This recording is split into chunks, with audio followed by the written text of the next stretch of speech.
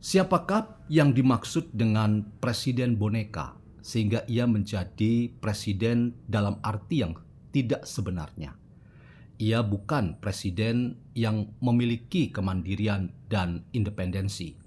Ia digerakkan oleh aktor intelektual bagaikan dalang yang menggerakkan wayang-wayang untuk tujuan-tujuan yang dimaksud oleh si dalang.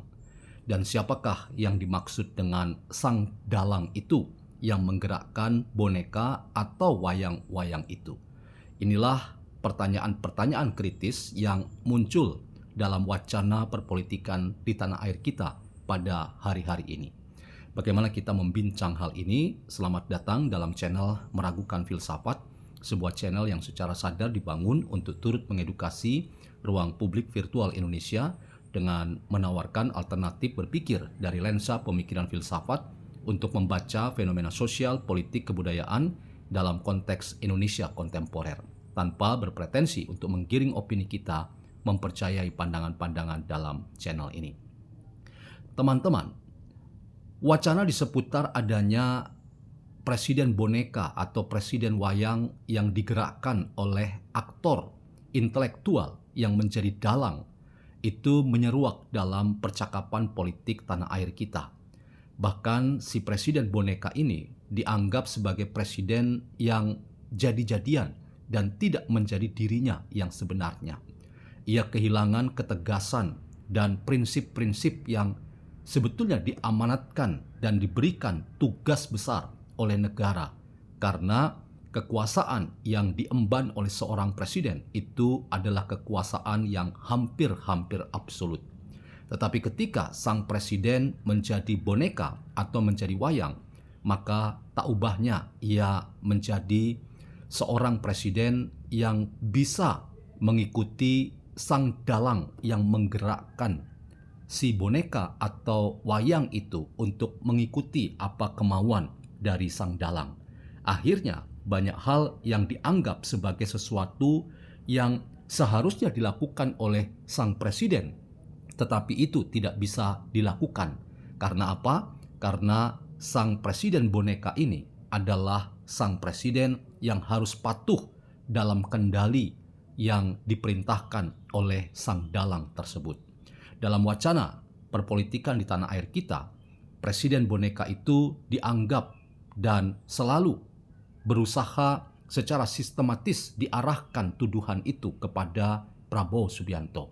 Prabowo Subianto dianggap sebagai presiden boneka atau presiden dalang yang kehilangan kediriannya, padahal ia diberi amanah dengan rentang kekuasaan yang hampir-hampir absolut. Tetapi pertanyaan juga adalah, siapa sang dalang yang membuat boneka atau wayang ini kemudian harus tunduk pada perintah sang dalang? Disinilah teman-teman kita menjadi paham bahwa kemudian wacana politik tanah air kita kembali menuduh yang itu lagi, yaitu siapa? Yaitu Joko Widodo atau Jokowi, yaitu Presiden ke-7 Republik Indonesia. Relasi di antara Prabowo dan Jokowi itu dianggap relasi yang membahayakan bagi independensi seorang Prabowo Subianto, sehingga ia kemudian menjadi bonekanya Jokowi, ia menjadi wayangnya Jokowi, dan Jokowi itu kemudian menjadi dalang yang menggerakkan dan memerintahkan apapun yang harus dipatuhi, dilaksanakan oleh boneka, dalam hal ini Presiden Prabowo Subianto.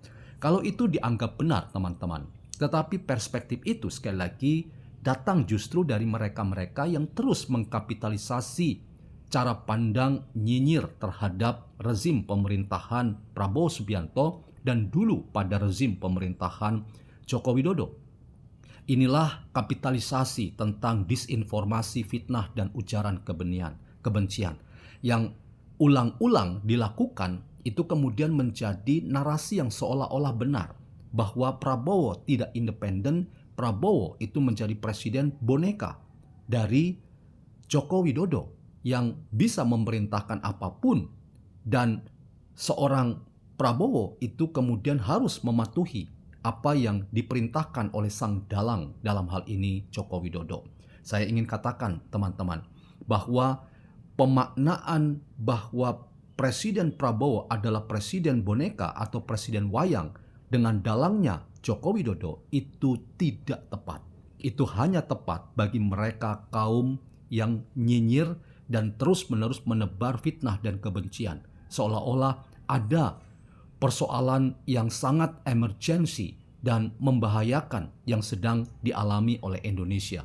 Termasuk hashtag yang mengatakan Indonesia gelap gulita. Itu juga adalah bagian dari upaya segelintir atau sekelompok orang yang mengatasnamakan rakyat yang ingin menyerang habis-habisan presiden dan lembaga kepresidenan, seolah-olah presiden dan lembaga kepresidenan adalah mereka atau sebuah badan, institusi, lembaga yang tidak menjalankan fungsinya dengan baik. Jadi sebetulnya ini adalah serangan terhadap Presiden Prabowo dan lembaga kepresidenan. Dan dalam konteks itu, kita harus sadar, harus memberikan catatan kritis bahwa penyebutan istilah presiden boneka itu hanya datang dari kaum nyinyir belaka. Mereka yang terus menebar fitnah dan kebencian. Tetapi bagi orang-orang yang terus memandang penuh optimisme dan positif serta apresiatif terhadap dinamika politik di tanah air kita, kita akan menyebut bahwa Presiden Prabowo Subianto adalah presiden dalam arti yang sebenarnya. Dia adalah presiden yang independen, mandiri, dan ia bukan boneka siapapun, termasuk boneka atau wayangnya dari Joko Widodo.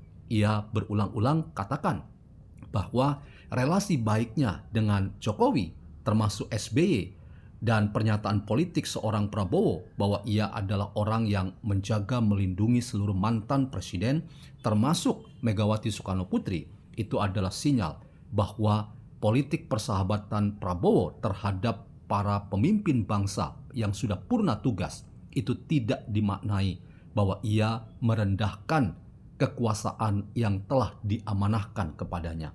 Ia cukup sadar. Dan karena itu relasi persahabatan atau politik persahabatan Prabowo itu harus dimaknai sebagai politik yang dibalut dalam semangat respek dan hormat antara seorang pemimpin yang sedang menjalankan tugasnya dengan para pemimpin yang telah purna tugas. Dan tidak ada sikap melacurkan diri dari seorang Prabowo ketika ia kemudian melakukan tugas-tugasnya seolah-olah tidak independen. Karena itu, seorang Prabowo tidak mungkin menjadi boneka siapapun. Dan Jokowi yang seringkali disasar sebagai aktor intelektual yang menjadi dalang yang menyebabkan kisruh dan persoalan politik tanah air kita, itu tidak bisa dikategorikan sebagai orang yang kemudian memainkan politik yang penuh dengan kebusukan, politik hitam, agenda gelap yang membuat seorang Prabowo itu harus mematuhi apa yang dimaui oleh seorang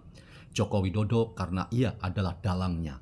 Karena itu teman-teman, mari berpikir waras, mari berpikir kritis pada fenomena sosial politik kebudayaan di tanah air kita supaya kita tidak terjebak pada sebuah wacana berpikir yang menyesatkan dan tidak mengedukasi kita.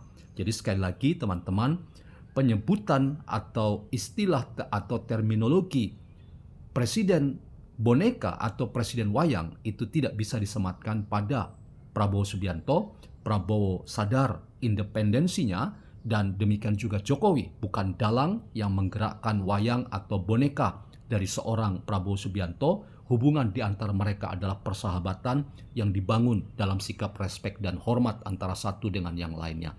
Mari kita bayangkan bahwa Indonesia memang tidak baik-baik saja, tetapi Indonesia harus menjadi Indonesia yang optimis tentang dirinya sekalipun kita punya pekerjaan rumah yang besar, yaitu pekerjaan rumah untuk memastikan proses demokratisasi di tanah air kita itu adalah proses yang berjalan menurut apa yang kita maui dan tidak melanggar konstitusi.